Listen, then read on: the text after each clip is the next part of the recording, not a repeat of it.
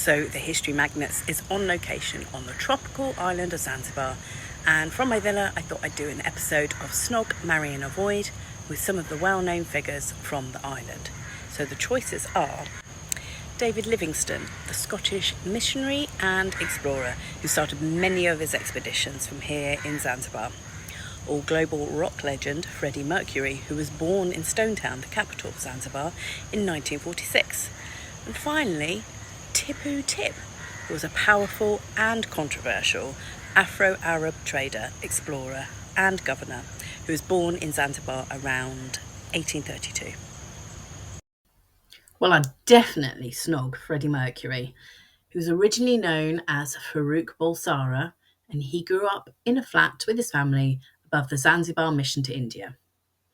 Before he became the legendary frontman of Queen, he attended boarding school in India, where he was known for his piano skills and his theatrical flair.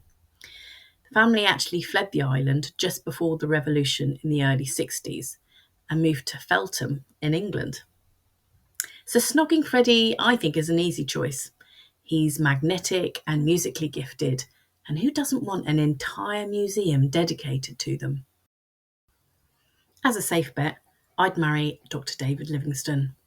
This Scottish missionary, explorer and abolitionist frequently visited Zanzibar and was a vocal opponent of the island's slave trade.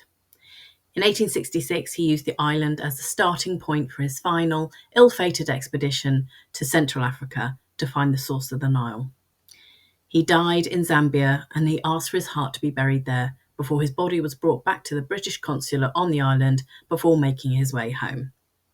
There's a cross in the cathedral, and it's said to be made from the wood of the tree under which Livingstone's heart was buried. The marriage might not be rock and roll, but it would be full of purpose, and we do like a Scotsman, because let's face it, we'd have to avoid Tipu Tip. He was born Hamad bin Mohammed and was a powerful Zanzibari merchant and slave trader in the late 19th century. He built a vast trading empire across Central Africa, dealing in ivory, cloves, and enslaved people. Apparently, he was a skilled diplomat and explorer, but his legacy is deeply tied to the exploitation and suffering of thousands, which made him very rich indeed.